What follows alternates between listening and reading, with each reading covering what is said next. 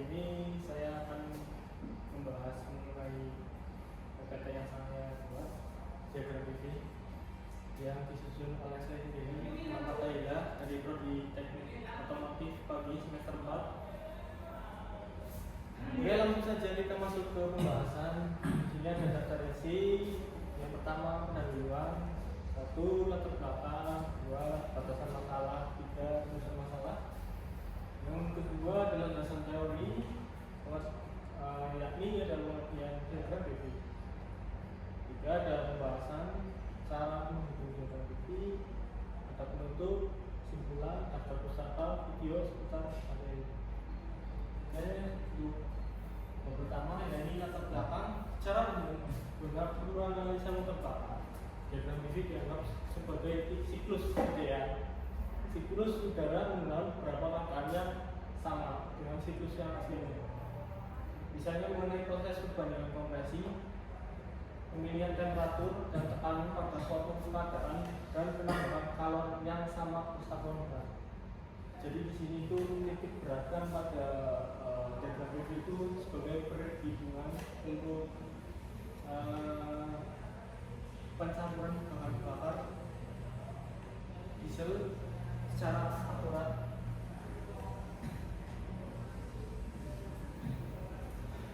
Masuk ke batasan masalah, laporan ini kita membahas lebih dalam mengenai diagram PV dikarenakan diagram PV itu luas dan bersifat termodinamika, jadi babnya sangat banyak ya.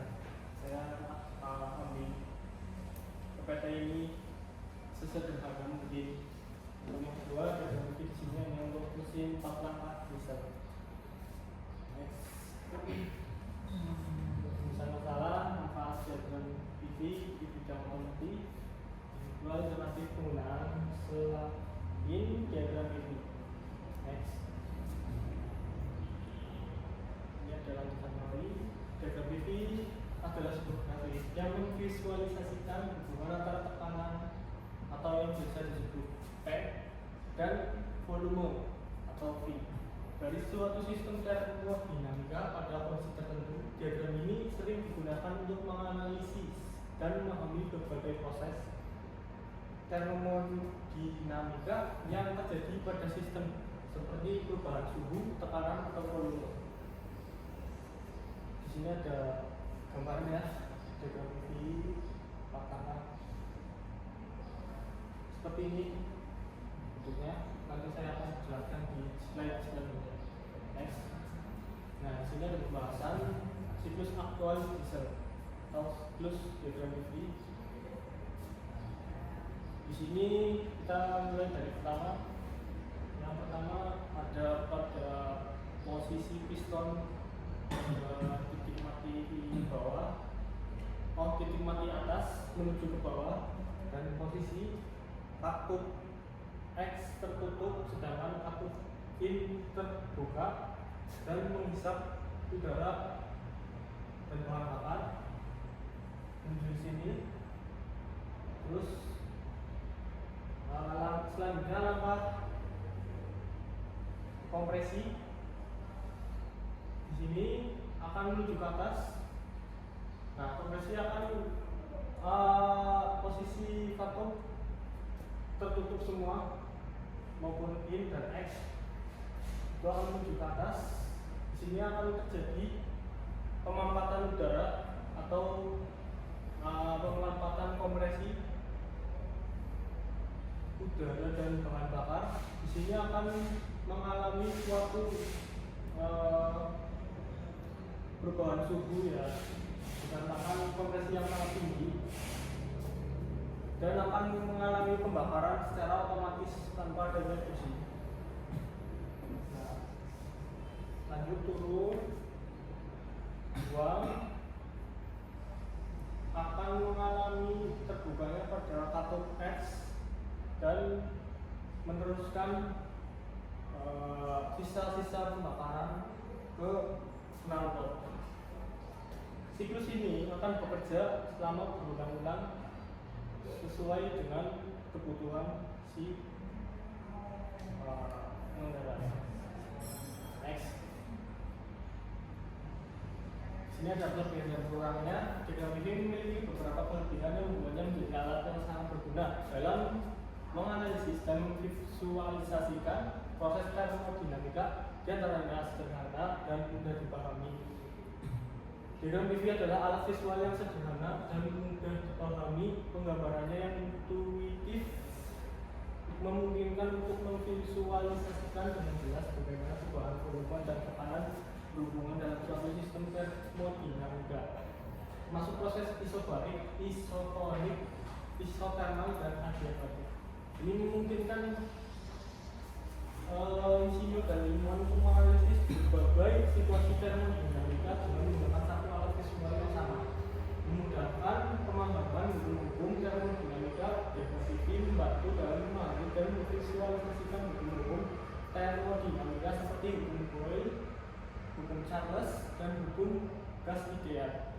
Misalnya, dengan melihat diagram PV, seseorang dengan cepat memahami bagaimana tekanan berubah saat volume berubah dalam suatu sistem. Nah, seperti itu. Next, ini ada kekurangannya. Meskipun diagram PV sangat berguna dalam menganalisis proses termodinamika, terdapat beberapa kekurangan yang perlu diperhatikan.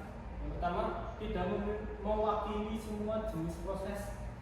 Jadi, diagram PV tidak selalu dapat mewakili semua jenis proses termodinamika. Misalnya, diagram ini tidak cocok untuk mewakili proses-proses yang melibatkan perubahan energi internal tanpa perubahan volume atau tekanan. Seperti perubahan suhu pada sistem tertutup, tidak intuitif untuk beberapa kasus. Untuk orang yang tidak terbiasa dengan diagram PV seperti saya, interpretasi grafik ini mungkin tidak intuitif atau tidak mudah dipahami. Misalnya, untuk memahami jenis proses tertentu yang dipresentasikan oleh bentuk kurva atau lintasan, seseorang harus memiliki pemahaman yang cukup tentang konsep termodinamika keterpasangan dalam ruang fase. Diagram PV hanya menampilkan hubungan antara tekanan dan volume. Sedangkan proses termodinamika sering melibatkan perubahan lainnya seperti suhu dan energi internal. Oleh karena itu, untuk analisis yang lebih komprehensif, seringkali diperlukan diagram yang lebih kompleks seperti diagram TS, suhu entropi, atau diagram HS, entalpi entropi. Next. Selanjutnya dan penutup kesimpulan pemahaman. Yang pertama, pemahaman pemanasan dan pendinginan diagram PV dapat membantu Anda memahami proses pemanasan dan pendinginan. Pemahaman proses kerja mesin diagram PV dapat juga membantu Anda memahami proses kerja mesin seperti mesin pembakaran dalam, semisal diesel, dan mesin dingin. Yang kedua, diagram TS, temperatur entropi. Diagram ini menggambarkan perubahan suhu dan entropi suatu sistem, berguna terutama dalam analisis siklus termal dan perubahan fase pada zat.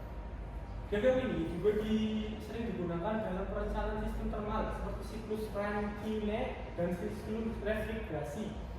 Diagram HS, entalpi entropi, ini menggambarkan perubahan entalpi dan entropi suatu sistem. Diagram ini sering digunakan dalam termodinamika untuk menganalisis proses perpindahan panas dan perubahan energi dalam sistem tertutup.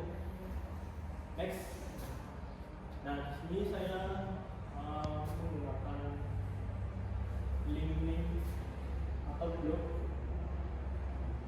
pusaka seperti ini.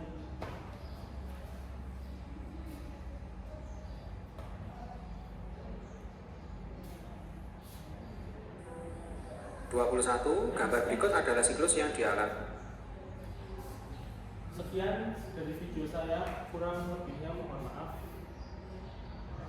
Wabillahi taufiq wal hidayah. Assalamualaikum warahmatullahi wabarakatuh.